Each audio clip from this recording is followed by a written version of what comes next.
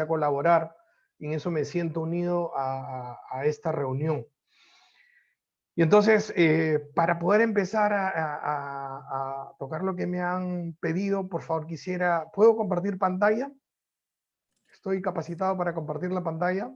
Así es, tiene la posibilidad de compartir pantalla. Ok, entonces vamos a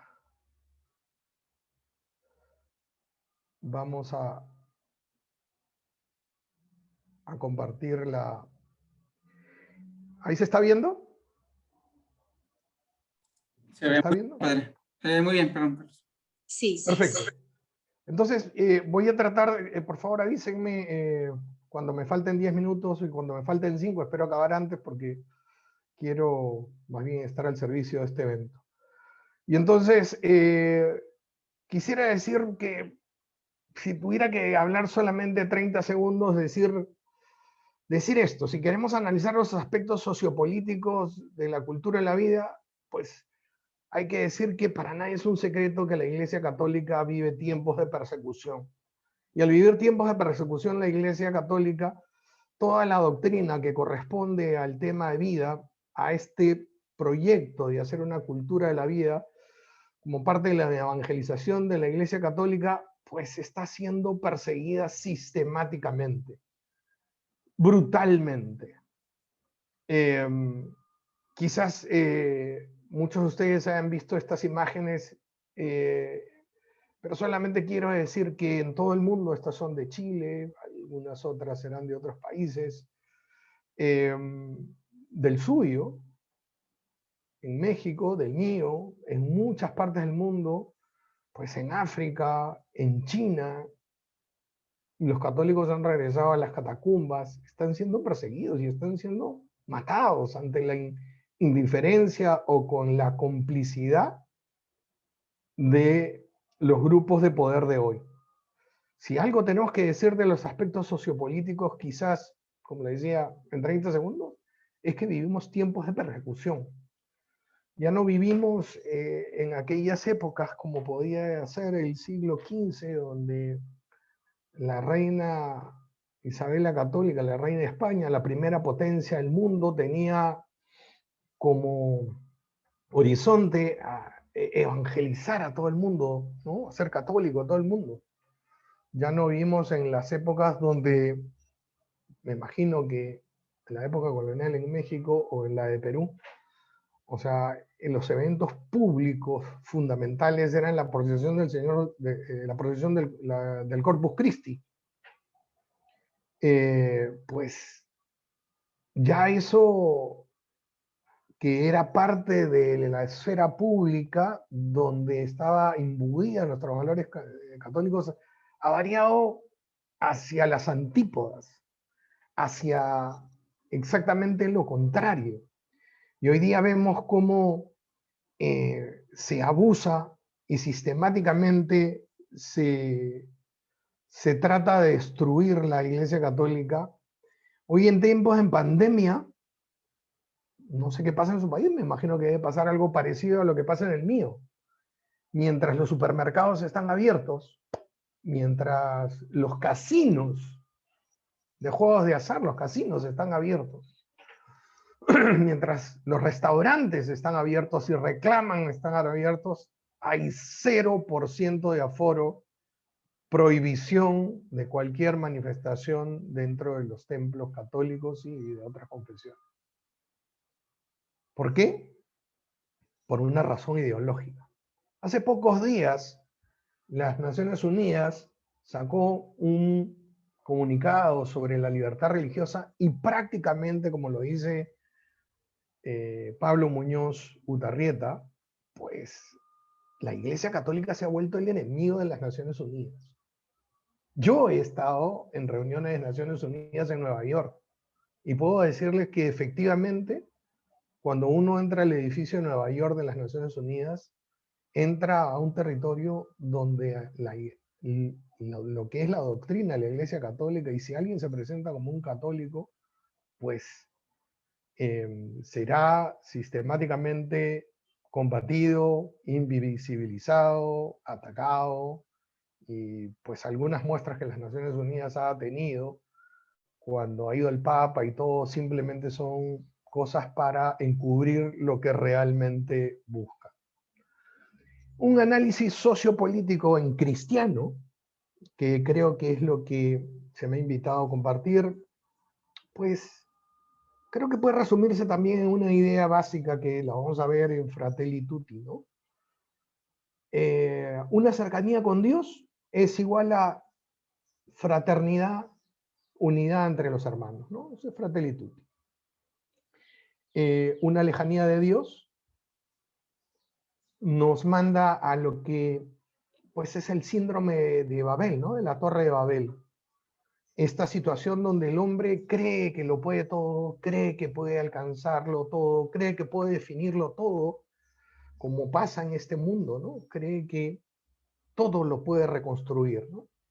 La vida, los derechos, las libertades, la familia, la sexualidad, todo le puede volver a dar un sentido y pues para quien tiene ojos de fe, como ustedes, sabrán pues que este hombre es un hombre solo, individualista, perdido, vacío, hostigado por la vida materialista, hostigado, ¿no? Los bienes espirituales, cuanto más se consumen, más hambre te da. Los bienes materiales, mientras más se consumen, más te hostigan. Hasta tu plato favorito comido 4 días seguidos te hostiga. Esto lo dicen todos los maestros espirituales. Y entonces quería comenzar un poco por lo que es la raíz de nuestra vida espiritual para adentrarnos un poco a lo que es la vida sociopolítica de hoy, ¿no? Esta incomunicación que es el resultado directo de haberse alejado de Dios. Entre los hombres nos incomunicamos. Cercanía con Dios, fraternidad, fratelli tutti. Lejanía de Dios, síndrome de Babel. Y entonces, la pregunta es si los cristianos podemos hacer política hoy, ¿no? El fin de la política es el bien común, ¿no?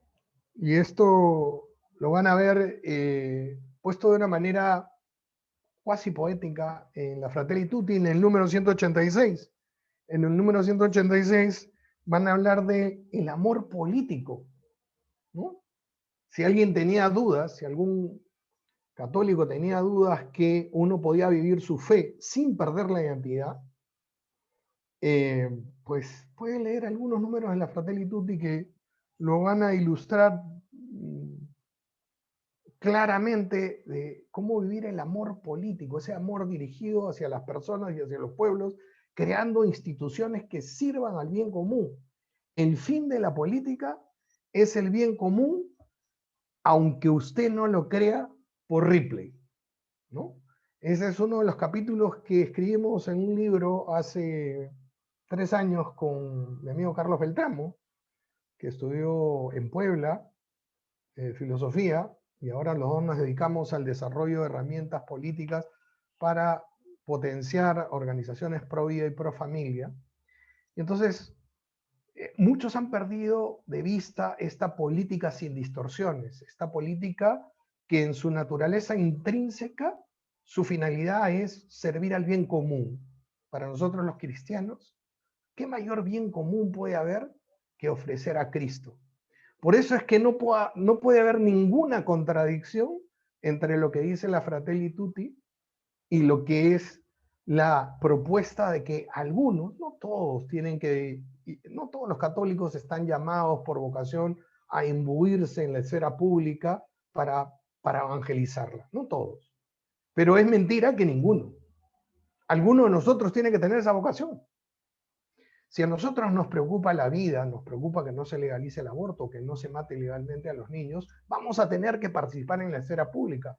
Y muchos no se han dado cuenta que eso es hacer política.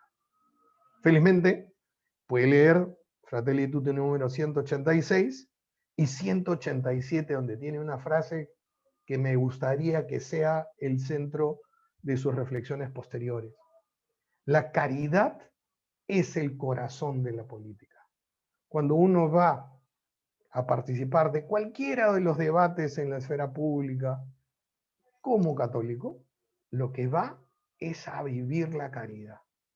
La caridad con verdad y la verdad con caridad, ¿no? Que es el resumen de lo que han escrito Benedicto XVI, de lo que está escribiendo el Papa ahora en este documento, que es, creo, el fondo de las reflexiones de hoy. Y entonces, si me permiten, vamos a pasar inmediatamente a explicar dos características claves de lo que es el Babel actual para situarnos un poco en la realidad cotidiana y de esa manera sacar de repente una o dos ideas o tres con la cual nos daremos todos por bien servidos de lo que es participar como católicos en el mundo de hoy. Entonces voy a abandonar ahorita esta presentación y voy a dejar de compartir para pasar a otra.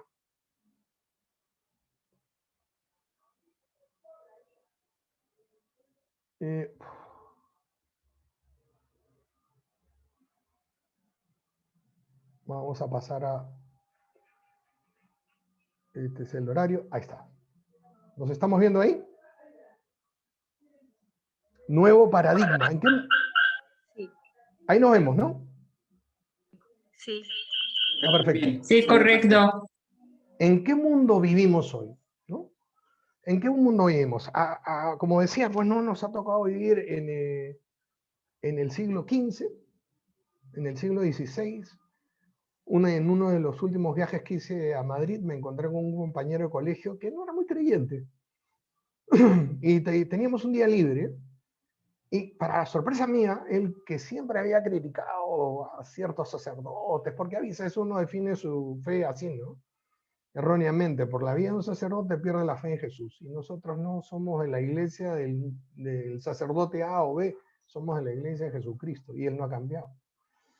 Pero me sorprendió porque me dijo, vamos a visitar el Palacio del Escorial. Y el Palacio del Escorial es una experiencia fantástica para alguien que quiere vivir su fe y quiere evangelizar la cultura y el mundo, ¿no? Que cree que es lo que queremos hacer todos de la vocación que tenemos. Y es que, pues, Felipe II había hecho su búnker para hacer católico a todo el mundo. En un palacio gigantesco, vivía en una pequeña partecita del palacio, y el resto era para preparar todo su ejército para hacer católico al mundo. Que no le haya salido perfecto el plan es otra historia, de otro tema, y entre leyendas negras y la historia real hay muchas discusiones. No es el tema de hoy. Lo que me impresionó es que como él en su mundo quería hacer lo que su vocación le llevaba a hacer. Hoy nos toca hacer otra cosa, debemos entender el mundo y entonces a partir de eso sacaremos algunas conclusiones. Y entonces creo que estamos viviendo en un nuevo paradigma, en un mundo que ya cambió, un mundo que vamos a explicar que es el mundo de la posverdad y lo que hemos llamado con Carlos Beltramo la dictadura del capricho emocional. Y lo primero que quiero decir es que la verdad es siempre antigua y siempre bella, como dice San Agustín, no cambia. El mundo sí cambia, pero la verdad no. La verdad es permanente. La verdad que Dios nos ha revelado es permanente. Lo que sí cambian son los medios y las circunstancias, las condiciones y ciertas cosas que en un momento fueron muy eficaces, fueron la tecnología de punta, ¿no? Como estos ladrillos, que eran los primeros celulares, puede que hoy día ya no sea lo más eficaz, ¿no? Ya tenemos un aparato chiquito que nos comunica con el mundo y tiene la misma cantidad o más de información que tenía la NASA en la década de los 80. Y en estos tiempos de cambios, esta frase me gusta mucho, me gustaría que la compartan porque creo que esa es la actitud permanente. Todos tenemos que aprender. Quienes estén abiertos al aprendizaje de lo que pasa en el mundo, pues van a tener mucho que decir, se van a adueñar del mundo, mientras que aquellos que creen saberlo todo estarán bien equipados para un mundo que ya no existe. Entonces, esta invitación que nos hace Hofer nos lleva a observar un mundo que ahora gira a otra velocidad, en otras coordenadas, y quizás muchos, al no ser conscientes con eso, estemos ensayando fórmulas que de repente ya no son tan eficaces como antes. Y entonces, pues este niño, que podía ser el hijo de un sobrino mío que manejaba su tablet, cuando salieron las tablets recién manejaba su tablet a los 2 años y medio como si hubiera nacido con ella. Y cuando yo usé una tablet me demoré un mes en aprender a usar las cosas principales. Y no era porque él naciera con un chip, sino porque él había nacido con la página en limpio y yo tenía una serie de taras y de paradigmas anteriores que tenía que deshacerme o reformular para poder aprender mejor. Y entonces, ese ejercicio vamos a hacer ahora para entender dos características del síndrome del Babel actual. Una es la posverdad y otra la dictadura del capricho emocional. Ahí estoy escuchando a alguien que me hace barra. Muchísimas gracias. Me parece que va bien entonces. A ver, vamos a ver. La posverdad. En noviembre del 2016, la palabra del año para el diccionario de Oxford fue la post-truth, posverdad, que básicamente en inglés es un adjetivo, en castellano se volvió un sustantivo, pero en ambos casos describe la situación en la cual, a la hora de crear y modelar la opinión pública, los hechos objetivos, o sea, la realidad, tienen menos influencia que las emociones y las creencias personales.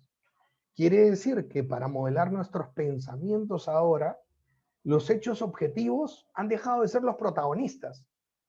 Y ahora son las emociones y las creencias personales las que tienen mayor importancia e incluso lo que hacen que uno deforme la realidad y la acomode a su conveniencia. Esta palabra y este contenido, pues los estudiosos de Oxford iban viendo de que iba mencionándose más, hicieron estadísticas, fíjense, a fines del 2015 comenzó a usarse más en los ensayos, análisis políticos, libros, y el 2016 tuvo un crecimiento en la segunda parte del año espectacular, y entonces ellos se pusieron a estudiar. Obviamente era un neologismo, posverdad o post-truth, que ciertamente no se había inventado en esos últimos meses. Este libro de Ralph Keyes era del 2004, me parece, si no recuerdo mal, 2004, de 2004 a 2006, ahorita se me dio el dato, pero eso se puede corroborar, ahora en Google lo corroboran en 10 segundos. Y este investigador social había entrevistado a muchos adolescentes y en 10 minutos saca un promedio de 2.5 mentiras por cada uno de estos chicos. Contaban mentiras sin ningún remordimiento, como si fuese parte de su realidad. Uno es el caso de un chico que decía que era el guitarrista estrella de una banda de rock en su colegio, y resulta que el chico, pues la banda de rock no existía, el chico no tocaba, obviamente, ni siquiera tocaba guitarra, entonces, pero él lo contaba como si fuese su realidad. Y él extrapola su estudio con otra serie de indicios que lo llevan a concluir que en esta época se mentía de forma masiva, sin remordimientos. Y entonces yo hice un cuadrito para mostrar un poco de qué va esto de la posverdad, ¿no? Y si hace muchos siglos la mayoría de gente a nivel masivo creía que la verdad estaba en Dios, luego los filósofos inmanentistas lo bajaron un escalón al decirnos que la verdad más bien estaba en el mundo. Y luego vino otra corriente de pensamiento con René Descartes, ¿no? Pienso, luego existo, la verdad está en la razón humana, ¿no? Y luego bajamos otro escalón para que la verdad ya no está en la razón, en esas cosas abstractas, está en la praxis, ¿no? Pensemos en el marxismo. Luego vinieron los existencialistas y dijeron, no, la verdad está en el existir y punto. Los nihilistas dijeron, ni siquiera existe, ni podemos conocerla. Por otro lado, vinieron aquellos del consumismo a decir que la verdad está en los resultados que dan bienestar, ¿no? Y el consumismo, el capitalismo tuvieron su parte en situar la verdad un escalón más abajo, hasta llegar a un tipo de relativismo más perverso, ¿no? Benedicto XVI habla de la dictadura del relativismo, ¿no? Tu verdad, mi verdad, al final la verdad se modela de acuerdo a quien la quiere presentar, pero la posverdad es todavía un escalón más abajo. Es el punto, como dice el diccionario de Oxford, donde la verdad ya no interesa. Y si la verdad ya no interesa, pues nos ponemos, y ahí creo, voy a aterrizar un poquito porque creo que estos son los aspectos sociopolíticos de la vida. Hoy día, hoy, a estas horas, en este mismo instante, seguramente sabrán que en la Corte Interamericana de Derechos Humanos se está discutiendo el caso Manuela. ¿Qué es el caso Manuela? Es uno de los 17 casos que fabricó la industria abortista a través de su ONG Center for Reproductive Rights, el Centro de Derechos Reproductivos, con base en Nueva York, para hacer parecer que los casos de homicidio, infanticidio de unas señoras en El Salvador que estaban en la cárcel, pues ellos dijeron que se trataba de complicaciones obstétricas y abortos espontáneos, que El Salvador tenía unas leyes draconianas, injustas con la mujer en aborto y que debían cambiar para que se legalice el aborto. Hoy se está viendo eso. Y están el acta de nacimiento del niño que se llamó Dolores Gabriel, está el acta de función, está el informe forense, pero hoy la Corte está recibiendo una supuesta y cínica defensa del gobierno de El Salvador, que se está allanando frente a, o sea, se están poniendo de acuerdo, incluso el que supuestamente se tiene que defender, porque son los abortistas contra el Estado de El Salvador, pero el abogado de El Salvador se está allanando, les está dando la razón, todos están hablando de que fue un aborto. Regresemos a la definición de Oxford, ¿no? La situación por la cual, para modelar la opinión pública, los hechos objetivos interesan menos que las emociones y las creencias particulares. En este mundo vivimos. Junto a ello, y como consecuencia de ello, nosotros hemos acuñado este término con Carlos Beltramo, la dictadura del capricho emocional, donde mucha gente, caprichosamente, a partir de sus emociones, comienza a crear un universo paralelo, sea a nivel personal o sea a nivel de grupos políticos, en lo que se llama relatos políticos o narrativas. Y en estas narrativas comienzan a contar el mundo de acuerdo a su conveniencia, donde ya ni siquiera entran en conflicto con la realidad, sino construyen una realidad, ¿no? Me evito el mayor comentario porque ya comentamos el caso de la Corte Interamericana, que en este momento se está llevando a cabo. También hay una campaña de grupos pro vida con el hashtag fue infanticidio y hashtag justicia para Dolores Gabriel. Esta subjetividad del capricho emocional desconoce todo orden objetivo, desconoce la realidad y busca imponer al resto. O sea, esta sentencia, conforme se está elaborando, se va a imponer a todos los países que pertenecen al ámbito del sistema interamericano de derechos humanos, a la OEA. Las sentencias de la Corte son vinculantes y entonces todos los jueces las pueden citar en casos similares que ocurran en nuestros países. Nos los van a imponer. Estas son las dos características claves de este Babel. Entonces, hay que entender que este mundo tiene un nuevo paradigma que ya cambió. No sé cómo vamos de tiempo, pero voy a apurarme un poquito porque creo que lo más sabroso van a ser las preguntas y también escuchar a nuestro amigo Martínez. Pero lo que sucedía hace 30 o 40 años, pues hoy día se está viviendo prácticamente en las antípodas, en la cultura, en la política, en la ética, en el Estado, en las leyes, en el poder, en la percepción de la Iglesia por parte de la esfera pública, los partidos que antes eran de inspiración cristiana y en lo que es la defensa de la vida. Vamos a tocar solo algunos. Y entonces, como vimos en un nuevo paradigma, tenemos que estructurar un liderazgo social desde este nuevo paradigma. Y a ver si nos alcanza, voy a apurarme para eso, a hacer algunas notas de lo que creo que debe ser un nuevo tipo de activismo para nosotros en el tema de la vida. Entonces, en la cultura, si hace 30 o 40 o 50 años había valores presentes de raíces cristianas en la cultura, muchas personas buscaban el bien, la verdad, y las instituciones públicas, mal que bien, en la mayoría de casos se orientaban a la protección de la dignidad humana. Hoy día se vive un relativismo moral y filosófico rampante. Hoy día se vive en la era de la posverdad. Hoy día el capricho emocional es el motor de pensamiento y de decisión. En la política, hace 40 años, había un razonable equilibrio entre el bien común y los intereses particulares, obviamente. Y se conjugaban y se trataba de que haya un diálogo entre bien común e intereses particulares. Las dictaduras eran de derechas y de izquierdas, eran combatidas, ¿no?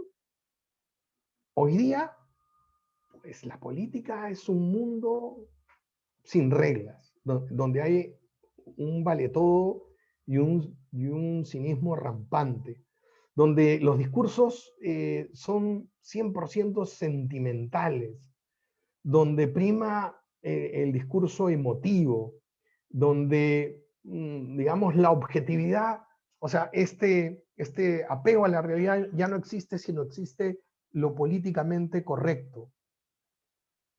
No se olviden de avisarme cuando me falten 10 minutos o si ya me estoy pasando. El Estado, perdón, se regía por principios fundamentales reconocidos en la Constitución, ¿no? Hoy día la Constitución vale lo que vale el papel mojado en tinta. La Constitución se cambia al placer del poder de turno, ¿no? Se reinterpreta libremente. Es lo que está haciendo la Corte Interamericana. Y con lo que ellos llaman control de la convencionalidad, nos los tratan de imponer a todos, ¿no? O sea, ahora nuestras leyes se hacen en la Corte Interamericana de Derechos Humanos, ya no en nuestros parlamentos. Y entonces el Estado legitima lo que los lobbies le van diciendo, ¿no? Por ejemplo, el lobby abortista. Y quizás el fenómeno que más caracteriza al resto de cosas que ya no me alcanza a explicar es el elevado nivel de cinismo que hay en los políticos y en las autoridades públicas. En este mundo convulsionado que vive el síndrome de Babel, ¿cómo se estructura un nuevo liderazgo social para nosotros?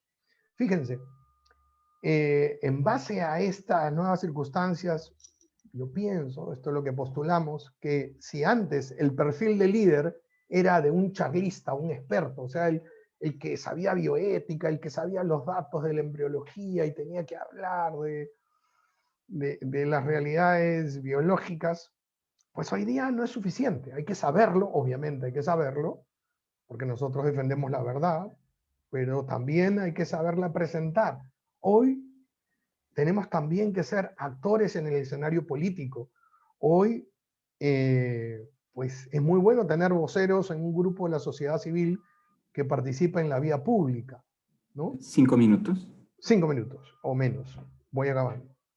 La acción, antes fundamentalmente era de denuncia porque eso activaba las líneas de contención social, ¿no? Antes solamente uno denunciaba que se iba a aprobar el aborto y entonces, pues ahí salía todo, se escuchaban los obispos, se escuchaban los líderes de los partidos católicos y se reaccionaba, la mayoría opinaba, no era vergonzoso exponer tus principios éticos o tus principios religiosos, ¿no?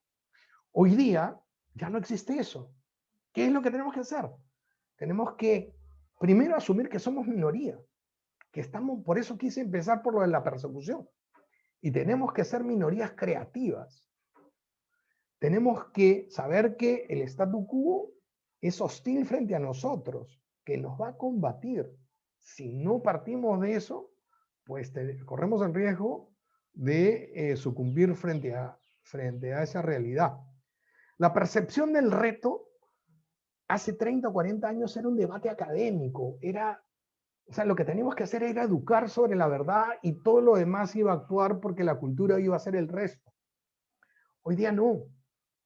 Hoy día el reto son escenarios políticos donde tenemos que actuar con inteligencia, con astucia y siguiendo las reglas de un lenguaje político que ha cambiado. Hoy día, aunque suene perogrullescamente, o sea, el reto político es enfocar políticamente la cosa, ¿no? Se trata de política. Esa es la experiencia cotidiana que he tenido con muchos grupos en 18 países donde he dado cursos. ¿Cuál debe ser la inversión de los pocos recursos que tenemos? ¿No? Siempre hay una broma en los grupos pro vida. En los grupos pro vida el dinero nunca es problema, porque no hay, un problema menos, nunca hay dinero. Pero los pocos recursos que tenemos, de tiempo, de profesionales, alguito de dinero que a veces se junta, antes era preparar expertos, preparar centros de estudios, cursos de capacitación de tipo teórico. Hoy día creo que también hay que complementarlo con preparar actores políticos, hacerlos expertos en el uso de herramientas de participación política. Tienen que llevar cursos de media training, tienen que saber analizar escenarios, tienen que saber tener una agenda institucional e incorporar a la reflexión teórica la formación para la acción. Antes, las prioridades de la estrategia era presentar el argumento jurídico apoyado por acciones políticas y mediáticas. Antes, hace 40 años, decían, esto es inconstitucional. El Código Civil dice tanto y eso podría ser un buen argumento hace 30 o 40 años. Hoy día no. Hoy día, la preeminencia tiene que ser el argumento político de tipo emocional. Las herramientas políticas son moralmente neutras. Lo que pasa es que las hemos visto usadas profesionalmente solo por los malvados. Pero los buenos también podemos usarlas. Solo que no las hemos aprendido. Hoy día, nos guste o no nos guste, en la cabeza de la gente, no en la realidad, porque la verdad es de Dios y siempre Dios triunfará, pero en la cabeza de la gente, la verdad y la mentira compiten en igualdad de condiciones. Y el juego se llama verosimilitud. Hoy día, los malvados hacen que sea más verosímil la mentira e inverosímil la verdad. Nuestro trabajo es hacer verosímil la verdad para ayudar a mucha gente que está perdida en este mundo. ¿Cuál es el objetivo? Antes era preservar el orden que estaba establecido en las leyes, en la Declaración Universal de los Derechos Humanos, en nuestras constituciones. Hoy día, lamentablemente, cuando eso ya no es vigente, hoy día tenemos que hacer una agenda. Los abortistas tienen agenda, los LGTB tienen agenda. Los pro vida no tenemos agenda porque no conocemos el concepto de agenda ni los procesos de modelación de agenda. Tenemos que ubicar el respeto a la vida, a la dignidad de las personas, a este anhelo de apertura a todos y todo lo que dice la Fratelli Tutti, a este consenso en la verdad, a este encuentro hecho cultura, tenemos que ponerlo al centro de una agenda que sea cada día más importante para la agenda pública, la agenda política y la agenda mediática. Costará, pero tenemos que prepararnos para ellos o la esfera pública pertenecerá a aquellos que no quieren las cosas que nosotros queremos.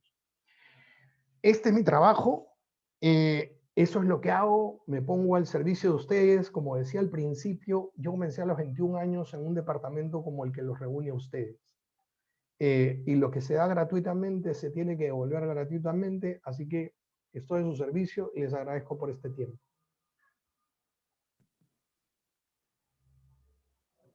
Muchas gracias. Muchas gracias, Carlos. Vamos a continuar con la charla de Guillermo y posteriormente haremos una sesión de preguntas y respuestas para ambos exponentes.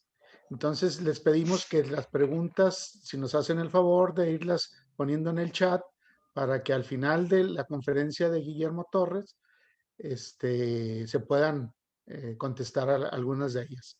Entonces le damos la bienvenida a Guillermo Torres. Gracias. Bueno, pues voy a comenzar con esta parte que es el tema México, en específico algunos aspectos sociopolíticos de la cultura y la vida. Y bueno, pues primero, para mí es importante que tengamos un mapita, el mapa político actual, de cómo están actualmente acomodadas las canicas, podríamos llamarlo así, ¿no?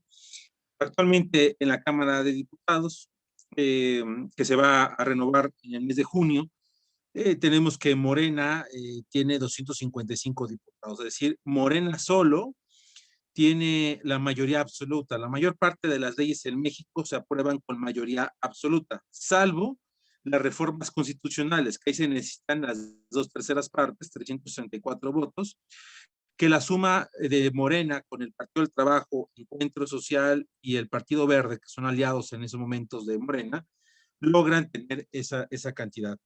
En lo que respecta a senadores, Morena esta semana ha logrado una legisladora más, una senadora más, tiene 63, está a 2 de lograr la mayoría absoluta solo, sin necesidad de aliados, pero no le alcanza para tener la mayoría calificada, para poder reformar la Constitución. Entonces, ahí vemos cómo el coordinador de la bancada de Morena, de alguna manera, trata de suavizar algunas dinámicas, algunos puntos en la discusión de las iniciativas, de las leyes. En el caso de gobernadores, actualmente, Morena junto con el PES, que son los gobiernos aliados a la administración federal, tienen 7 estados gobernando. El PRI tiene 12, el PAN tiene 10, Movimiento Ciudadano tiene 1, el PRD 1 y el caso de Nuevo León, que es el Bronco, que es independiente.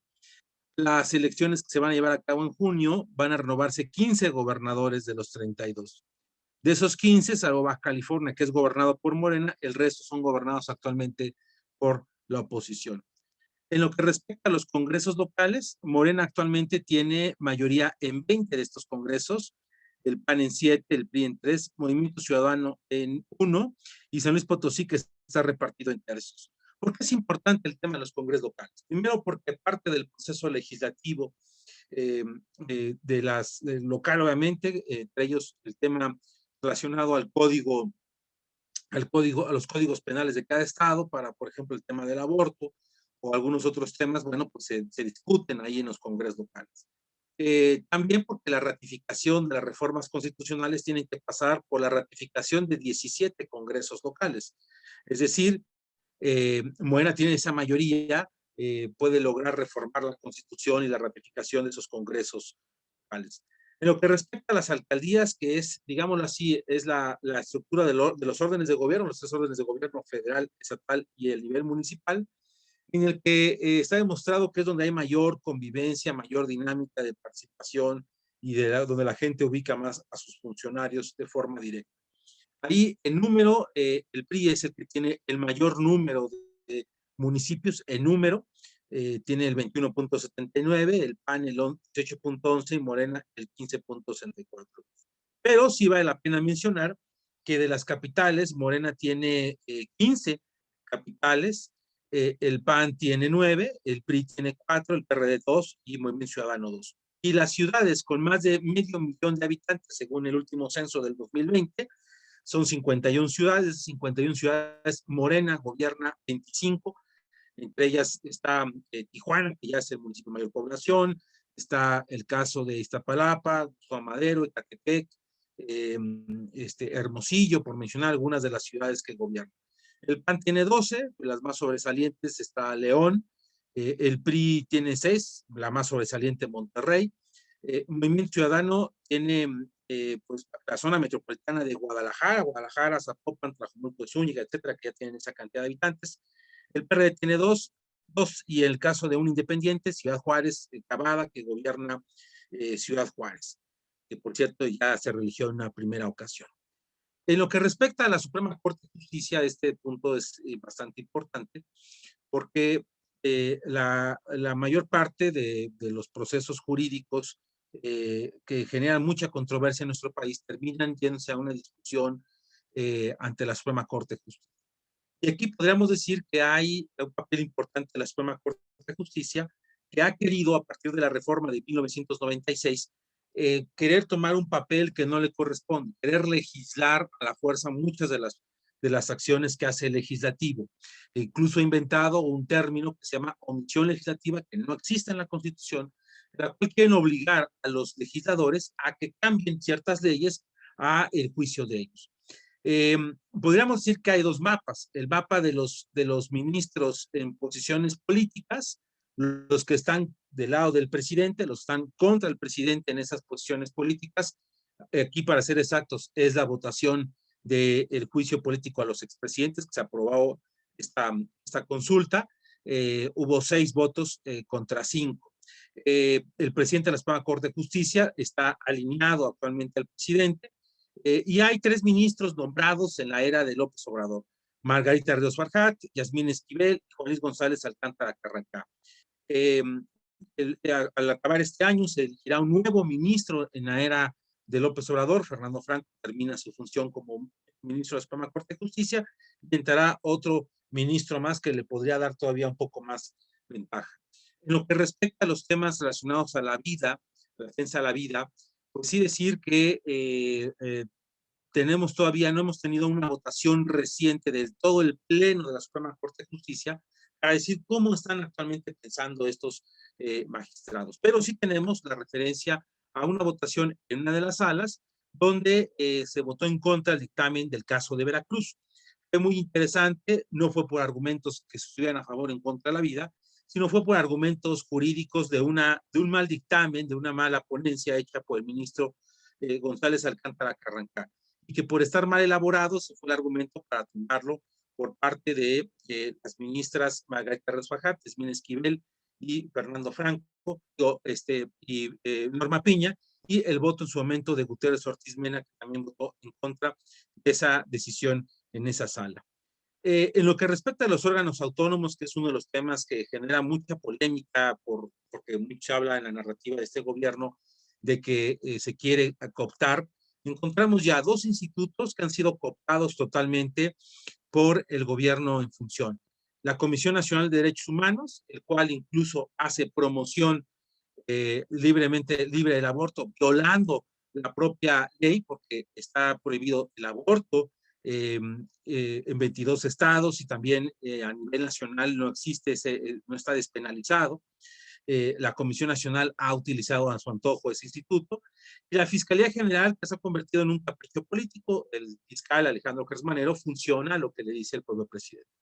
Encontramos otras 5 instituciones que están en un proceso por ser cooptados, es decir, que ya algunos miembros de su junta de gobierno ya son gente alineada a la actual administración. Es el caso del INE, el caso del Banco de México, el INEGI, Coneval, el IFETEL. Y por otro lado vemos todavía 2 organismos que se mantienen todavía, digámoslo así, libres de mano de la actual administración, que es el INAI, el de Transparencia, y el COFESE, la Comisión Federal de Competencia Económica. Hay que decir que los 2 han sido propuestos tanto por el presidente como por legisladores de Morena para que desaparezcan como órganos autónomos estos 2 en específico. También se ha pedido el caso de IFETEL, las que no podrían hacerlo porque violarían los tratados internacionales que ha firmado México, principalmente con la Unión Europea y con Estados Unidos y Canadá. En lo que respecta a la parte jurídica, este gobierno ha presentado 30 iniciativas por parte del presidente, de las cuales 23 han sido aprobadas, es decir, una efectividad del 76.6%. 2 veces se han presentado 4 de ellas. Se han aprobado 10 reformas constitucionales, 5 presentadas por el Ejecutivo.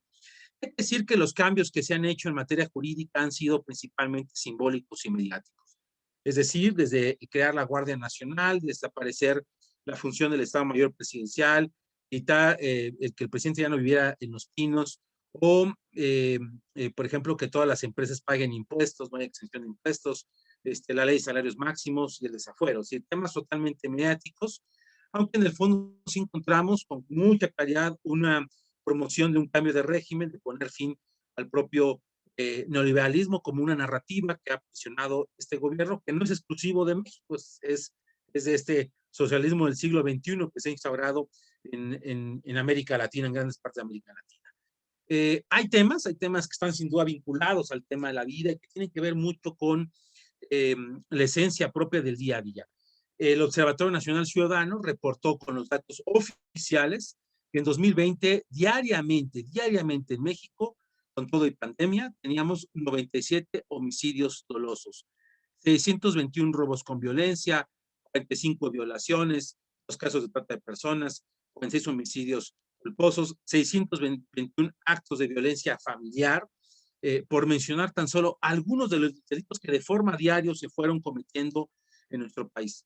La encuesta del ENSU, la Encuesta Nacional de Seguridad Pública y Urbana, mencionan que en ciudades como Fresnillo, Zacatecas, podríamos decir que 95 de cada 100 habitantes de ahí se sienten inseguros. Y esto aumentó de septiembre a diciembre, y las que más miedo tienen son las mujeres. Las ciudades más peligrosas a percepción de la gente son Fresnillo en Zacatecas, Ecatepec, Estado de México, Coatzacoalcos en Veracruz, Cancún en Quintana Roo, Cuernavaca en Morelos, San Luis Potosí, Villahermosa y Guadalajara. Aquí es interesante porque vemos que ya el mapa se ha dispersado, ya no está ubicado en una zona en específico, sino se ha repartido. En lo que respecta a las ciudades con mayor seguridad, mayor percepción de seguridad, bueno, está San Pedro Garza García, el municipio más rico del país, y después le sigue Los Cabos, que es zona totalmente turística, después Mérida, Yucatán, y después encontramos a Saltillo, a La Paz, a San Nicolás de los Garza, Puerto Vallarta y Benito Juárez, con porcentajes arriba de los 30 puntos, es decir, 30 de cada 100, tampoco es que hay que aplaudir mucho en ese sentido. ¿A qué debemos en gran parte el tema de la propia inseguridad? Pues a la evolución criminal. Aquí vale la pena mencionar una distinción entre lo que es los cárteles del narcotráfico, las bandas delictivas. Un cártel es aquel que participa en todo el proceso de la droga, es decir, desde la siembra, la cosecha, el trasiego, la venta de la propia droga y la utilización de algunos delitos para financiarse. Eso es lo que hacen los cárteles. Al empezar el gobierno de Enrique Peña Nieto, había 6 cárteles funcionando. Actualmente solamente hay 2 cárteles. ¿Por qué entonces vemos nosotros, vemos de repente a muchos otros grupos? Hay muchos grupos criminales que no son necesariamente cárteles, son grupos que se dedican a un delito en específico, a alguna parte del proceso del narcotráfico y que están ahí presentes. Muchos de estos son de grupos desmembrados de cárteles grandes, por eso son sumamente violentos, están muy bien equipados y se dedican a cosas muy particulares. Vimos el caso del Marro, el cártel de Santa Rosa, se ponen un cártel, pero no es un cártel, es una banda delictiva dedicada al huachicol. Vemos otros dedicados a otro tipo de delitos. Si nosotros vemos el mapa, actualmente el cártel de mayor presencia a nivel nacional es el cártel Jalisco Nueva Generación. Al empezar este sexenio, el de López Obrador, tenía presencia en 9 estados de la República Mexicana. Hoy está en más de 20 estados de la República Mexicana, ha ido penetrando en muchísimos lados y es el que de alguna manera hoy en día podríamos decir que es el que manda en la mayor parte de las plazas del país. Por otro lado, tenemos lo que queda del cártel del Pacífico como el segundo cártel con presencia, muy mediático por la detención de Chapo Guzmán, pero vemos que este cártel se ha ido aliando con otros grupos. Su presencia sí es muy geográfica, muy detectada por la propia autoridad. Y bueno, a eso también hay que ver otro tema que tiene que ver también con la vida, porque va con el propio desarrollo de un país, y es el tema económico. Estamos viviendo nosotros vivimos en 2020 la peor crisis económica desde los años 30 con el efecto del crack de la crisis de la Bolsa de Valores de Nueva York en 1920.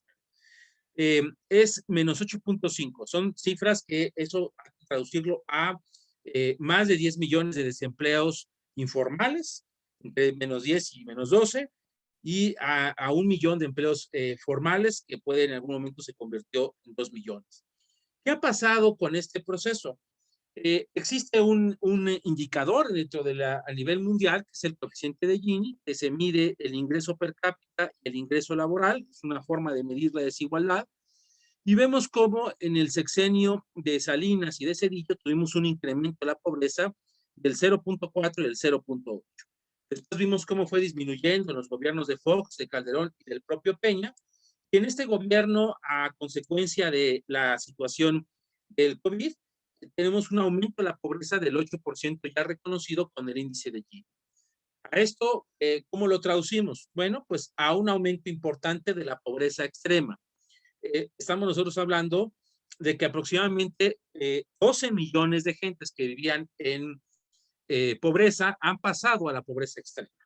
Es decir, han aumentado los superpobres y la clase media, mucha gente de la clase media se ha incorporado a la clase pobre. Entonces, esto obviamente no lo aguanta ningún programa social. Empiezan a darse consecuencias y aparte estamos viviendo una pobreza muy particular. Normalmente la pobreza la habíamos visto en zonas marginadas, en zonas campesinas, indígenas. No deja de existir ahí, solo que ahora estamos viendo la llegada de la pobreza a lugares urbanos. Y lugares urbanos donde esté pobreza, pues la inseguridad se va disparando poco a poco. A esto hay que meter otros fenómenos, por ejemplo, el fenómeno migratorio. Aquí vemos la participación, por ejemplo, de niños, como a partir de la salida del gobierno de Trump, la llegada de Biden, el fin un poco de la pandemia, hemos visto que se da un aumento de la presencia de menores que quieren llegar a los Estados Unidos y que son detenidos. Es otro fenómeno que vamos viendo ante esta propia situación. Aquí podríamos ver también en estos otros datos estadísticos cómo los ingresos de México, por ejemplo, son similares a los de la India. Es decir, la desigualdad está en márgenes muy claros. También como la mayor parte de la población en México está, la población menor a 30 años, está con estudios posteriores a la secundaria, muy lejano a tener estudios superiores en comparación con otros países miembros de la OECD, o vemos la desprotección social, es decir, la falta de una seguridad social. Vemos que solamente tienen cobertura el 50% de la población y con un trabajo vulnerable el 27%, es decir, mucha gente que tiene ese trabajo vulnerable que no tiene esa seguridad social.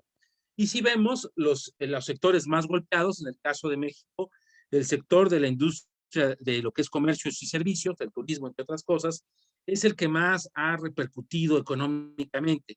Vemos el caso de la industria, la agricultura, cómo también tuvieron afectaciones, pero el valor de nuestro PIB está principalmente en el sector de comercio y servicios. Restaurantes cerrados, hoteles restaurados, disminución de viajes, etcétera. Todo eso con efectos fuertes en nuestra economía. Ahora, si nosotros revisamos, los pronósticos marcan de las calificadoras y también hay que decirlo del gobierno federal, que se tendrá una recuperación este año entre el 3.5 y el 5.5.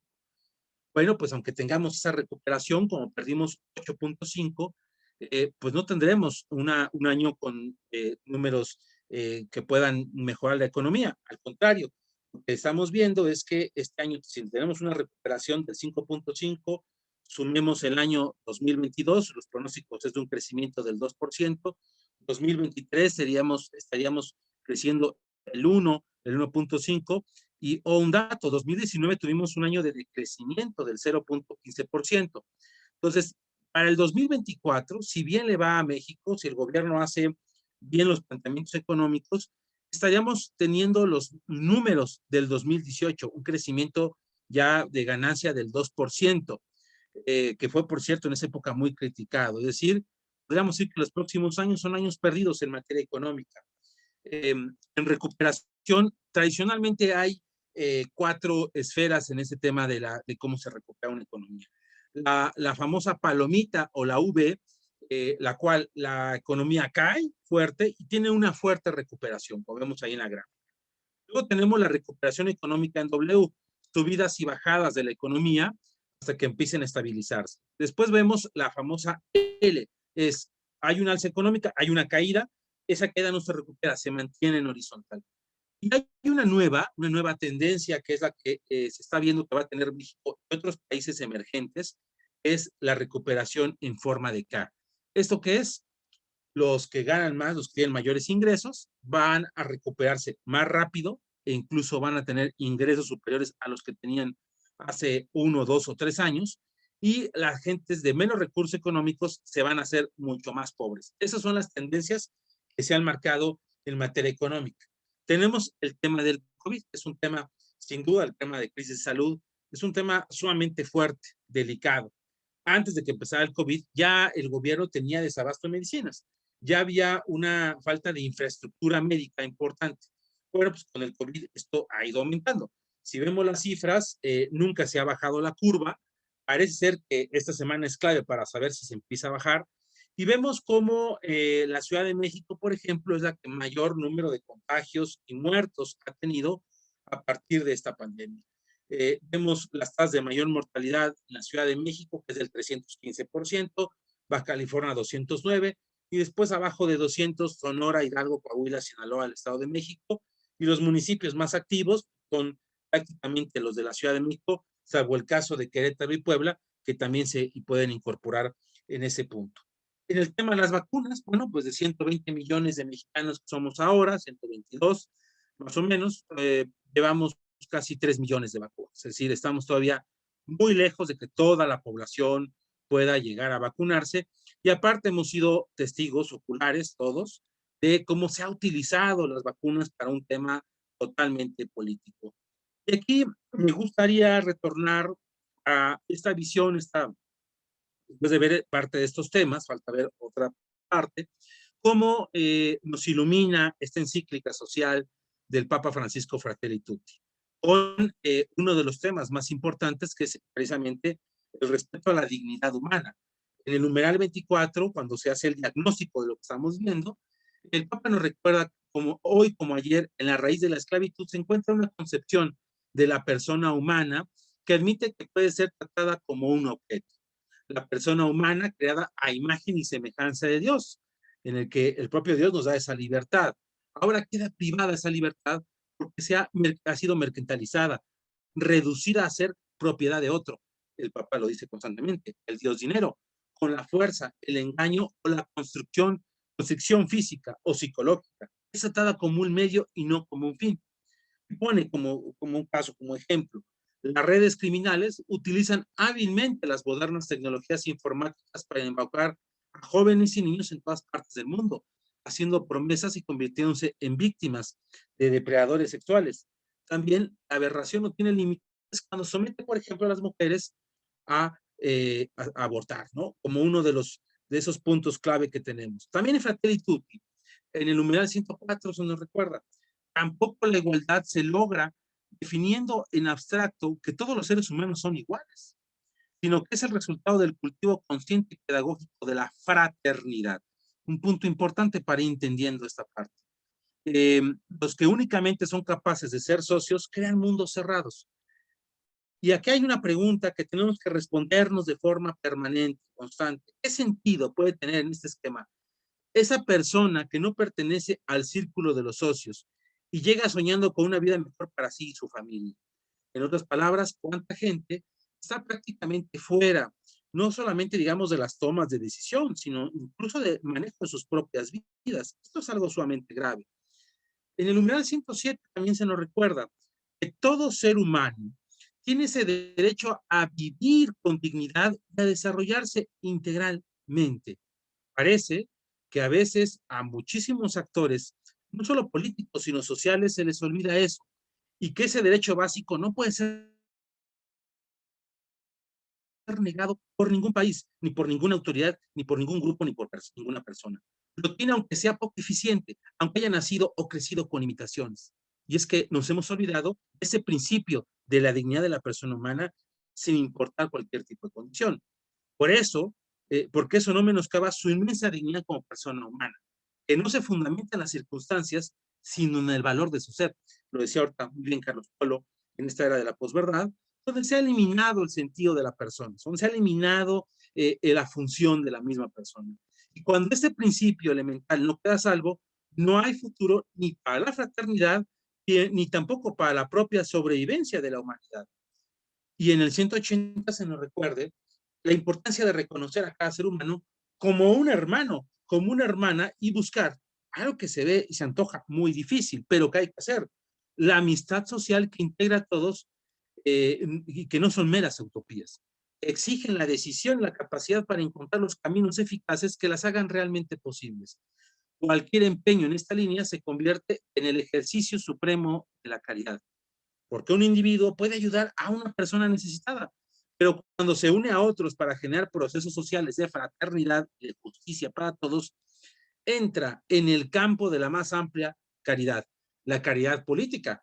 Y repito un poco lo que decía ahí Carlos Polo, de la importancia de la participación del laico en la política, de que hay algunos que tienen la vocación y que hay que motivarlos. Constantemente se nos pregunta y nos hacemos ese interrogante, ¿por qué hay tan malos candidatos? ¿Por qué hay tan malos políticos? Porque los buenos pareciera que no queremos participar, porque lo vemos sucio, porque lo vemos difícil. Recordemos que la política, ese es el mayor acto de caridad, porque sin ver a la persona, se está haciendo un acto de amor al prójimo.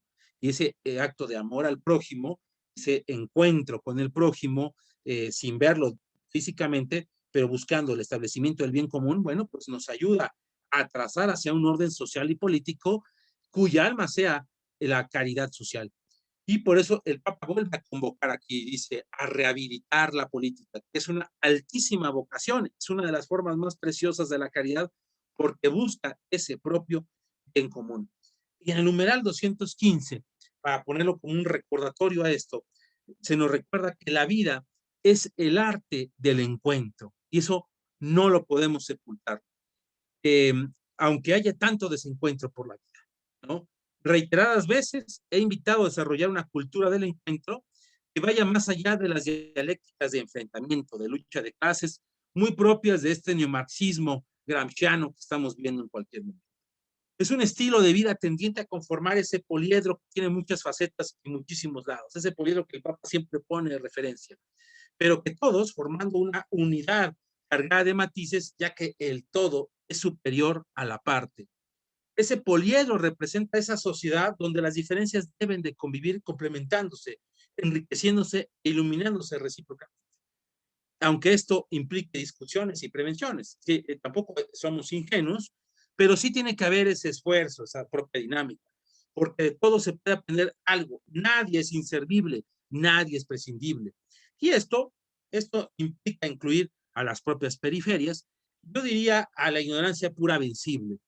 Mucha ignorancia que se vive, de la cual a veces pareciera que no hacemos un esfuerzo para que ésta se vaya difuminando.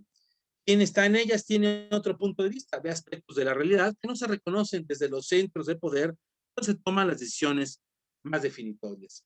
Y a eso hago esta parte para seguir hablando de algunas de las acciones y de la dinámica social de lo que estamos viendo, para retomar el foco que estamos viendo.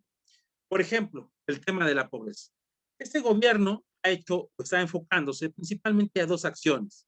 Por un lado, un fuerte impulso a ciertos programas sociales, como la pensión a adultos mayores, donde se está haciendo un aumento de su programa, una entrega de 129.350 millones para el paquete económico del 2021, y así también las becas Benito Juárez, con un fuerte aumento, que son becas que se dan desde educación básica a la educación superior, que es regalar dinero con fines electorales, hay que decirlo, como también estas grandes obras de infraestructura, donde estamos viendo, por ejemplo, el Tren Maya, que tuvo un aumento del 1.352% del 2020 al 2021, 36.288 millones de pesos, como el Aeropuerto Santa Lucía, donde también tuvo un aumento del 226%, una inversión de 21.315 millones de pesos.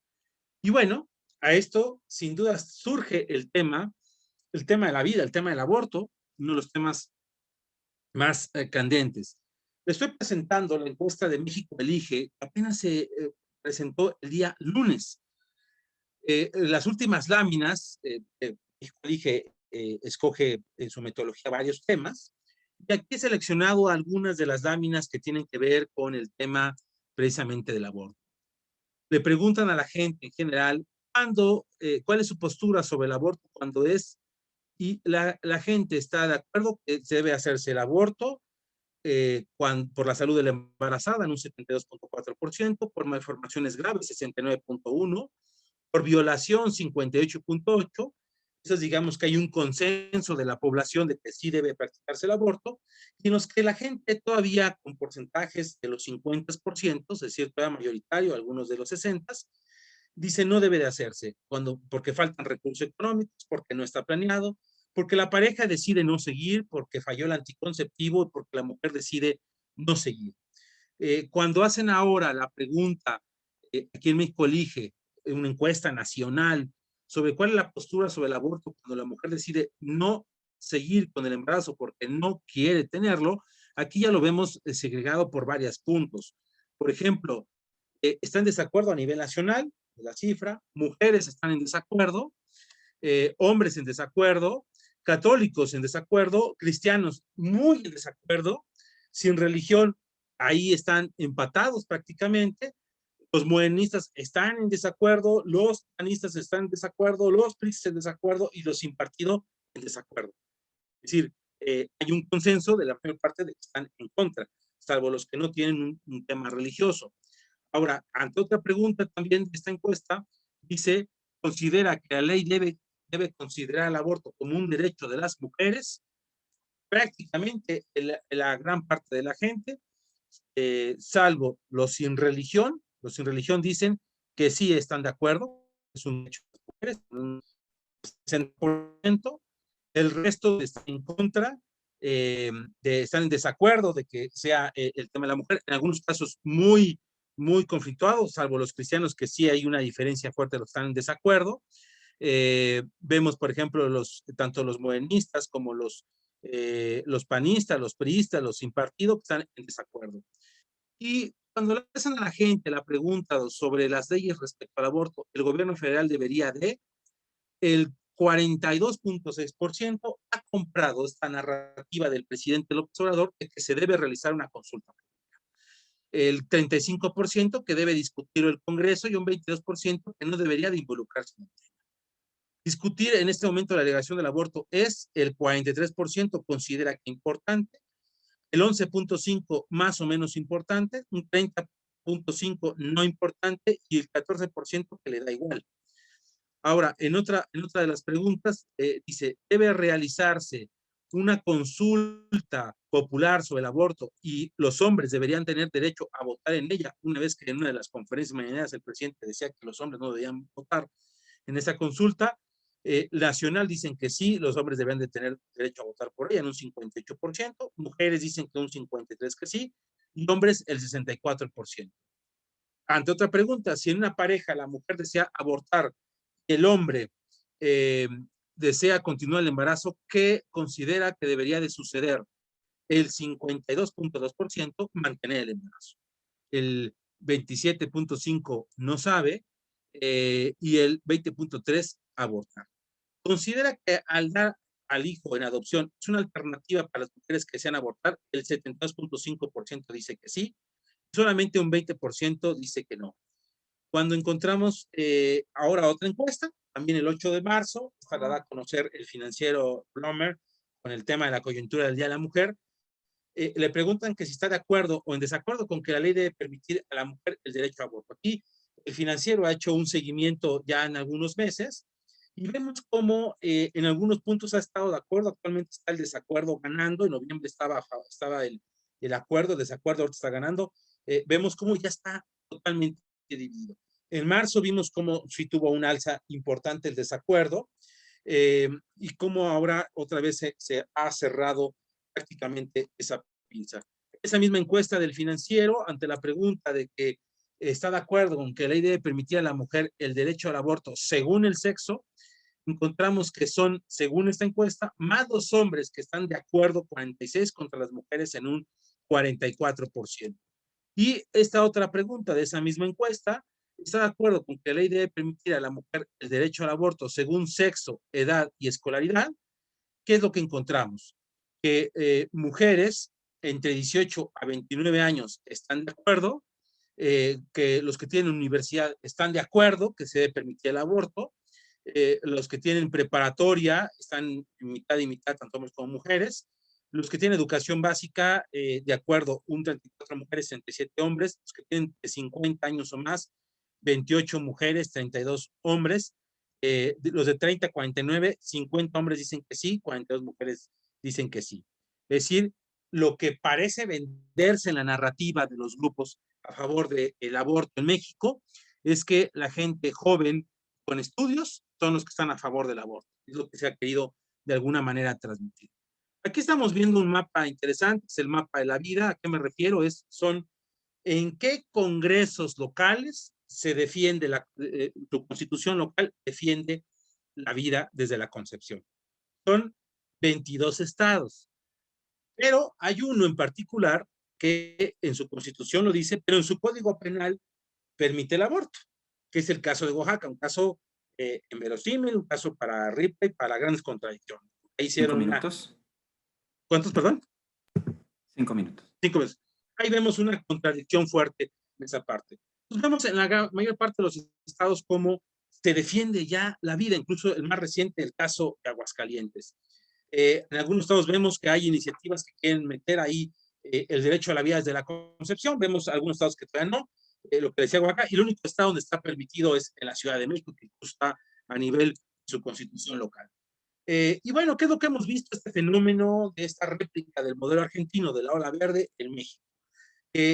Podríamos decir que hay 45 diputadas federales que su única misión en esta 64 legislatura que está por acabar era que se aprobara el aborto, despenalizar el aborto. Y una de las principales promotoras del aborto, que la vemos en la fotografía, en medio casi tocándose la cara, es la secretaria de Gobernación, Olga Sánchez Cordero, ministra de la Suprema Corte de Justicia en retiro, que es la principal promotora desde el gobierno federal de que se implementen esas políticas. Y no solamente eso del aborto, sino el matrimonio entre personas, o la unión entre personas del mismo sexo, o, por ejemplo, limitar a los padres el derecho a preferir la educación de sus hijos, con este tema del famoso PIB parental. Atrás de ella está la directora del Consejo Nacional de Población, de la CONAPO, que obviamente pues, también es una promotora importante, fue una activista, fue directora de IPAS, esta ONG que se dedica a proveer el aborto y al mismo tiempo a vender los aparatos quirúrgicos para hacerlo. Y vemos también en México desde hace tiempo la llegada de clínicas privadas, como el caso de Mary Stops, una clínica privada con presencia en muchos lados, cómo modifican el lenguaje, le ponen ese término de interrupción legal de embarazo, pues algo que se interrumpe se vuelve a prender y prender. Yo no he visto que se apaga la luz, se puede volver a prenderla. La interrupción en el caso de una mujer no pasa así. Le quieren poner el término legal y el tema embarazo. Y con mensajes engañosos para mujeres sensibles, no sientes nada, dura 15 minutos, cuando sabemos que hay consecuencias psicológicas en el caso del propio aborto. Y hemos visto este intento de ir generando una dinámica muy fuerte. Bueno, pues les tengo una mala noticia. Actualmente hay vivas 23 iniciativas para lograr el aborto en estos estados que aparecen en rojo, poniendo ya el caso de Oaxaca y Ciudad de México, que ya ha sido aprobado. Y en lo que refiere a uniones del mismo sexo, tenemos 14 estados que su constitución local ya aprobó el tema de las uniones, 8 que han rechazado sus congresos locales y vemos 4 que la Suprema Corte de Justicia ha querido imponer su voluntad utilizando su cargo, su función de poder judicial. Hay que decir que en varios de estos, todos los estados de la República Mexicana, una persona que se ampara y en automático se les puede casar. Pero no es lo mismo eso que quede en el código, en su código civil de cada uno de los estados. Y a esto podríamos multiplicar las agendas. Estas son imágenes de las famosas drag queens, las lectoras de cuentos, hombres disfrazados de mujeres, de princesas, que van a leerle cuentos a los niños para hacer sensibilizar sobre el tema. Las imágenes son de Monterrey, Ciudad de México, Querétaro y Guadalajara. Si no estoy hablando de Holanda o de Estados Unidos, estoy hablando de cosas que pasan ya en el día a día y como por ejemplo este tema de las drag queens están queriendo obligar a que se haga esa dinámica como una dinámica de no discriminación dentro de las propias escuelas públicas de nuestro propio país. Y hoy en día tenemos a nivel federal 20 iniciativas para despenalizar el aborto, 10 para impulsar el libre desarrollo de la personalidad, 2 para el tema de la eutanasia, 8 sobre el tema del matrimonio igualitario. Estas imágenes que estoy enseñando ahorita son de apenas el día 8, el día 7 o 8 de marzo.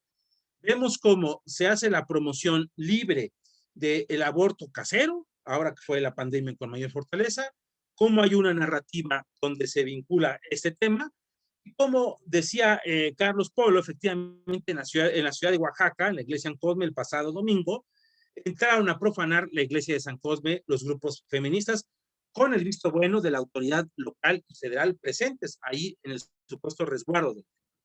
Y vemos cómo en esta narrativa vemos la habilidad que tienen para proyectar, por ejemplo, ahora que el presidente puso su valla, ese término del feminicidio, se puso una muralla, se terminó convirtiendo en un memorial, y cómo vinculan el tema religioso a fuerzas en esta propia dinámica.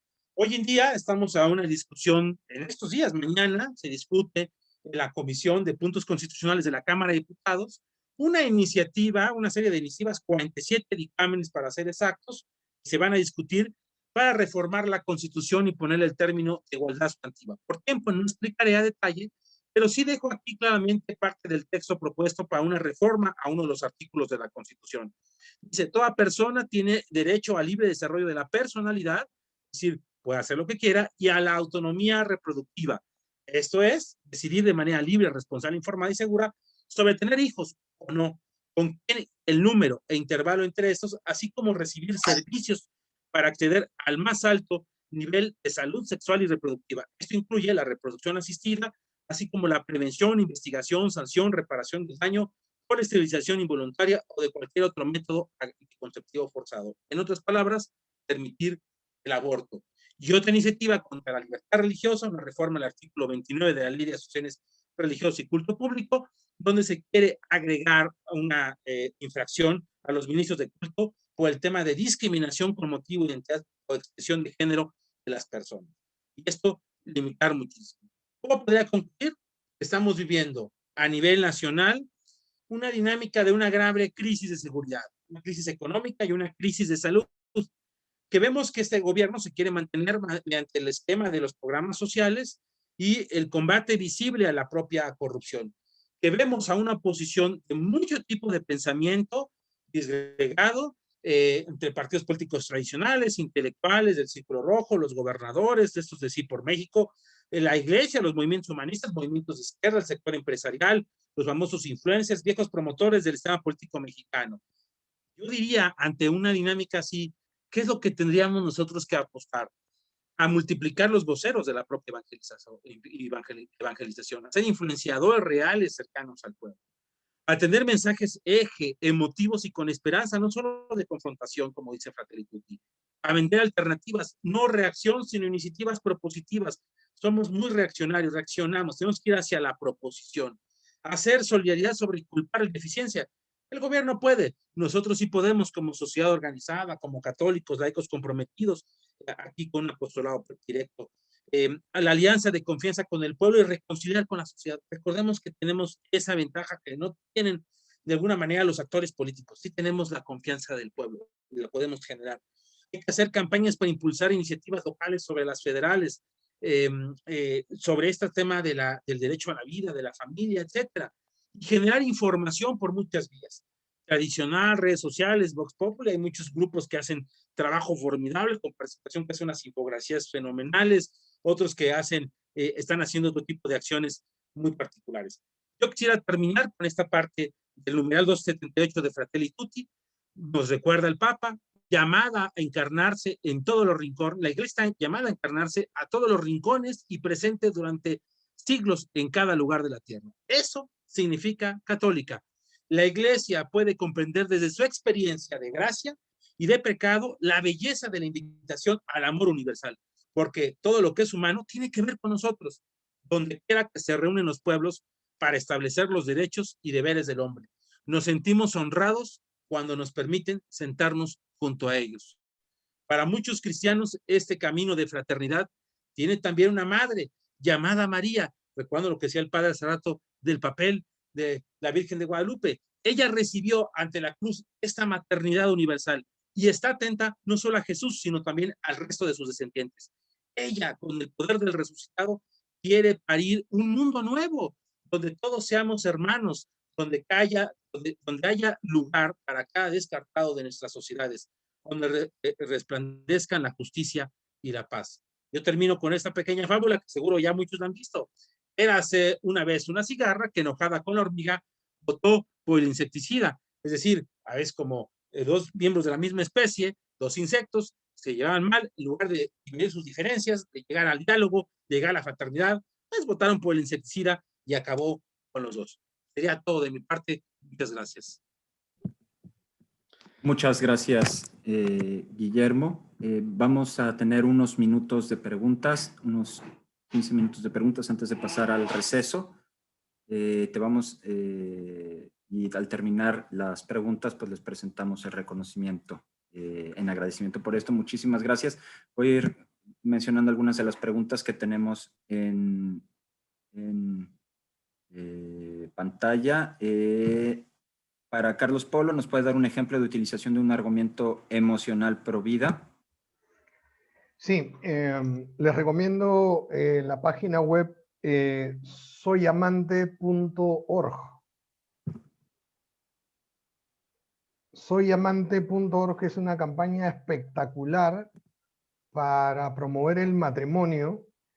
Y estoy seguro que todos los años sale. Hace 8 años, el día 14 de febrero, mientras todos dicen algunas superficialidades, hay un grupo de gente que ha trabajado científicamente la manera de pensar de la gente. El primer video dice, yo soy amante. Tengo un amante, no me da vergüenza. Pero está hablando de que es amante de su esposa y el matrimonio. Los 8 videos son espectaculares. Eso es como sale en internet. Imposible, a que no lloras con este video.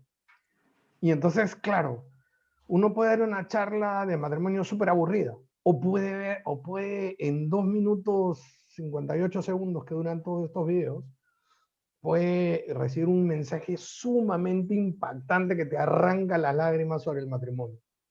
Hoy día, en el caso de Dolores Gabriel, se presentó también un video que lo pueden ver en Twitter. Si ustedes ponen justicia para Dolores Gabriel, van a ver, entre otras cosas, en mi cuenta de Twitter, por ejemplo, lo pueden ver, @CarlosPoloPerú, un video de Dolores Gabriel, que este niño que fue asesinado, nunca metió un gol, no conoció a su abuelo, no jugó con sus hermanos, no fue al colegio. O sea, tú lo ves y te arranca las lágrimas. O sea, los argumentos emocionales pueden ser utilizados para darle verosimilitud a la verdad. Muy bien, muchas gracias, Carlos. A ver, la primera pregunta que identifico para Guillermo, para ir poniendo una y una. ¿Qué tanto influye en mujeres? La figura de alerta de violencia de género fue muy socorrida en años pasados por esta institución como una estrategia para modificar los códigos penales de los estados y despenalizar el aborto. ¿Hay algo pendiente en este sentido en estos momentos? Ya contestaste, pero no sé. Sí, recordamos que Mujeres, creado a principios del siglo XXI, empezó a tomar mucha fuerza como un instituto para políticas públicas a favor de la mujer, en algunas administraciones más exitosas que otras. Y una realidad, este gobierno ha decidido quitarle presupuestos. Es interesante porque muchos de los grupos feministas radicales le apostaron al López Obradorismo y pues no les dieron, no les han dado el recurso que se esperaba. Incluso podríamos decir que uno de los frentes más fuertes que tiene López Obrador desde la oposición es el movimiento feminista, que habría que distinguir varias partes del movimiento feminista. Hay un movimiento feminista tradicional, muy ideológico, que no le apuesta a los partidos, sino le apuesta a su propia agenda. Y hay otro grupo feminista que sí le ha apostado por la vía política, principalmente en la izquierda mexicana, en la que en algún momento con el PRD y posteriormente ahora con Morena. Incluso presiden las comisiones de igualdad de género, tanto de senadores y diputados, caso de Malu Miquel en senadores, diputados Wendy Briceño, pero que se han tenido que tragar sus propias palabras ante la negativa del presidente de un apoyo económico al tema de la mujer. La actual directora de Mujeres es una fuerte promotora del aborto, fue representante de ONU Mujeres en Brasil y trae una agenda sumamente agresiva. Una cosa interesante es de que no tienen el recurso económico que les gustaría tener como en el pasado tuvieron. Y las alertas de género que antiguamente se promovían, pues tienen que tener el empujón del gobierno federal, en específico del presidente. En este caso el presidente no lo ha hecho, no ha querido asumir ese riesgo del tema de las alertas, porque también es una fuerte afrenta a su propio gobierno. También hay que decirlo, las alertas de género demuestran la incapacidad de un gobierno, de una administración para atender el tema. Los lugares donde se ha querido poner alerta coinciden ahora que son gobernados por Morena. Es el caso de Veracruz, hoy en día gobernado por Morena, Ciudad de México, gobernado por Morena, y los municipios de mayor población del Estado de México, Ecatepec, por ejemplo, gobernado por Morena, que han sido los que han sido señalados y que han sido castigados con este tema de la alerta de género. El poder que antes tuvo en Mujeres se ha disminuido, ya no lo tiene, incluso su junta de gobierno ya no tiene el peso, antiguamente llegó a tener un peso importante. podríamos decir que eso sí, una agenda programática que sí ha tenido éxito es el tema de la paridad. Hoy en día es parte de la discusión, tanto que hoy en día nuestra Cámara de Diputados pues obliga o tiene más mujeres que hombres en número, y también ha obligado a que muchos órganos de gobierno, es parte de las reformas de mañana de puntos constitucionales, incluso se quiere que las empresas tengan cuotas de paridad en su conformación de sus consejos de administración. Es decir, parte de esta parte de la narrativa feminista en algunos puntos ha ido avanzando muy fuerte. Muchas gracias. Siguiente pregunta, tomo una de las que iban para Carlos. Pregunta, se dice que ahora las nuevas generaciones son de cristal, ¿se ha manipulado la sociedad para que se haga así y sea más manejable? Sí, yo los invito a leer para responder a esta pregunta de la generación de cristal, Fratelli Tutti número 13. Ahí dice claramente algo que puede explicarlo bien, ¿no? Si una persona les dice que se olviden de todo lo pasado, es una forma fácil de atraparlos con su propuesta para que solamente hagan lo que ella les dice.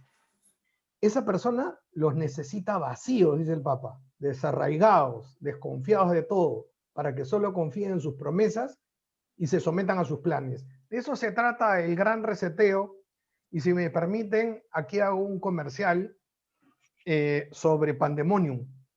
Me toca ser editor de estos libros de Pandemonium, que seguramente ustedes habrán escuchado. Hicimos el Pandemonium 1 para describir lo que estaba pasando junto con la pandemia. Había todo un desarrollo de un control total a nivel mundial. Pandemonium 2 salió en octubre del año pasado, donde había un conflicto que se graficaba muy bien en las elecciones de Estados Unidos, entre un sistema de idealista, globalista, que representaba a Biden, y uno realista que representaba a Trump. Y ahora va a salir Pandemonium 3, la tormenta perfecta, la próxima semana. Y vamos a explicar cómo ahora se está desarrollando toda esta agenda globalista, que lo citaba muy bien Guillermo hace un momento, va a imponer pues una serie de recortes de libertades y va a dejar más de cristal a las generaciones que vengan. Aquí le voy a poner en el chat la página web de Pandemonium para que puedan descargar gratis los libros de Pandemonium, porque es un libro digital gratuito, o sea, y tiene algunos autores que seguramente ustedes conocen. Pero la respuesta está en el número 13 de Fratelli Tutti. Bien, gracias. Última pregunta para Guillermo. ¿Existe algún programa social de orden público que sirva como referencia exitosa con fundamentos de respeto a la vida y la dignidad de la persona, ya sea nacional o de algún otro país? Bueno, sí ubicó sin duda, bueno, el actual gobierno, el programa de Sembrando Vida, que es de alguna manera para retomar el tema de la siembra de ciertos productos. Creo que es un programa, yo podría decir, que cumple con ciertos elementos interesantes en la protección de la casa común, por ejemplo, ¿no? Y de forma indirecta termina beneficiando al propio ser humano y a la propia dignidad. A nivel nacional, en algunos estados ha habido algunas políticas públicas exitosas que de alguna manera han ido acompañando, por ejemplo, el tema de la familia, el tema de la lactancia materna, que es algo que se ha estado implementando en algunos gobiernos de forma exitosa. También a nivel mundial, recuerdo ahorita mucho las políticas públicas de perspectiva de familia que se implementaron en algunos países africanos donde no había ni siquiera el tema del agua, y cómo se demostró que el hacer llegar el agua podía dignificar a la persona y a la familia y todo. Entonces, esas son de las que han sido muy interesantes. Otro también exitoso en su momento como política pública, las escuelas para padres. Platicando con los diseñadores de las escuelas para padres, las primeras, las originales, que empezaron a principios del siglo XXI en México, pues ayudaron muchísimas familias a evitar separarse. Eso, platicando con los iniciadores de ese proyecto, comentan la gran cantidad de familias que se pudieron mantener unidas y que se dieron cuenta de la propia dignificación. Y bueno, hay casos como los relacionados a políticas públicas muy locales de cuidado del medio ambiente, algunas de respeto a derechos humanos. Así, sí hay, no ubico más que Sembrando Vida a nivel nacional, que uno pueda decir, wow, esa es una política pública que impulse demasiado. Históricamente el DIF, hay que decirlo, que el DIF en México jugó un papel muy importante en el tema de desarrollo de la familia, ¿no? Tampoco me gustaría desacreditar todo lo de los gobiernos pasados o actual. Sin duda, la parte de emprendedurismo, hubo un proyecto de emprendedurismo para, por ejemplo, discapacitados, muy valioso, el cual hizo valorar el papel de los discapacitados, importante, era una importante. También hubo otros proyectos productivos en su momento. Zagarpa hizo uno muy exitoso para atender a las mujeres campesinas, en al mismo tiempo se les daba formación sobre su valor como mujeres, su papel como mujeres, muy digno, muy buen proyecto. También ahí se les enseñó el tema de violencia, del combate a la violencia, identificaron cómo vivían muchas violencias que ellas ni siquiera tenían ni idea que estaban viviendo. También recuerdo, por último, un programa de atención al noviazgo que hizo el gobierno de Jalisco hace 2 sexenios, de atención al noviazgo, muy bueno, una muy buena campaña de concientización donde hablaba precisamente del papel afectivo de un tema de sexualidad no genital que de alguna manera valoraba el papel de la dignidad de la persona.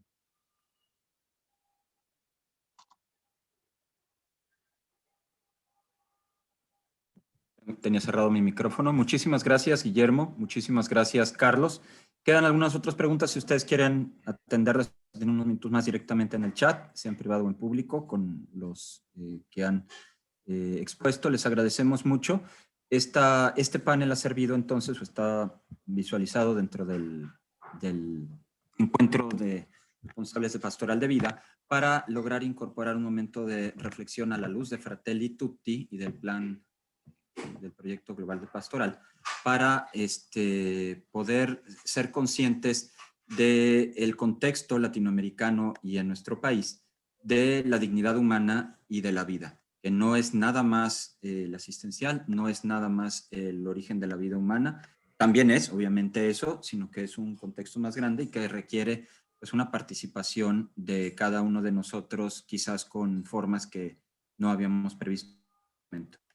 Ahora, antes de pasar al receso, lo que vendría ahorita en el horario era una plenaria. La plenaria la hemos sustituido prolongando un poquito el tiempo de exposiciones y el tiempo de preguntas para todos. Entonces, en vez de la plenaria, a lo mejor adelantamos 5 minutos el receso, pero les vamos a presentar ahora el reconocimiento. No sé si lo quieran proyectar. Bien. Para Carlos Polo, Carlos, te ofrecemos la dimensión de vida de la Conferencia del Episcopado Mexicano.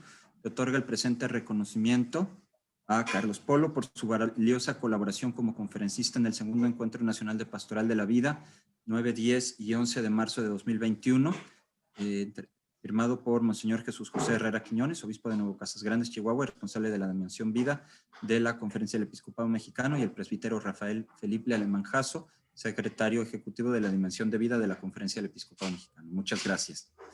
Gracias a ustedes. Con mucho gusto.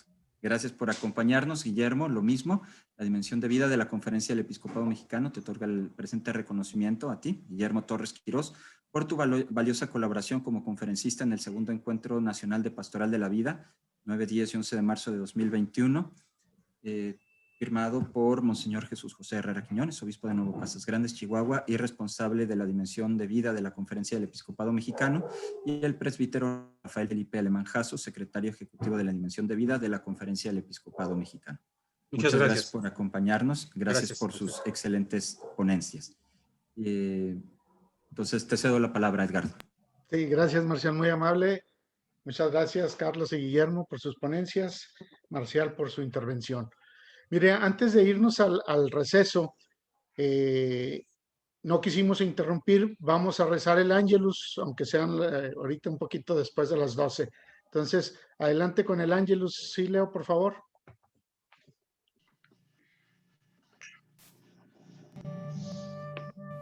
Ella concibió por obra y gracia del Espíritu Santo.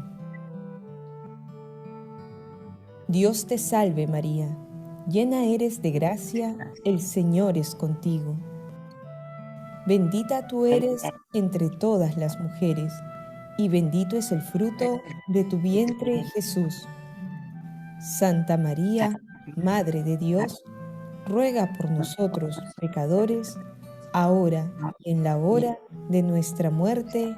Amén. He aquí la esclava del Señor. Hágase en mí según tu palabra. Dios te salve María, llena eres de gracia, el Señor es contigo. Bendita tú eres entre todas las mujeres, y bendito es el fruto de tu vientre, Jesús. Santa María, Madre de Dios, ruega por nosotros pecadores, ahora y en la hora de nuestra muerte. Amén. Y el Verbo se hizo carne. Y habitó entre nosotros. Dios te salve María, llena eres de gracia, el Señor es contigo. Bendita tú eres entre todas las mujeres, y bendito es el fruto de tu vientre, Jesús. Santa María, Madre de Dios, ruega por nosotros pecadores, ahora y en la hora de nuestra muerte. Amén. Ruega por nosotros, Santa Madre de Dios, para que seamos dignos de alcanzar las promesas y gracias de nuestro Señor Jesucristo. Amén. infunde, Señor, tu gracia en nuestros corazones, para que cuantos, por el anuncio del ángel, hemos conocido la encarnación de tu Hijo Jesucristo, por su pasión y su cruz, lleguemos a la gloria de su resurrección. Por Jesucristo nuestro Señor. Amén.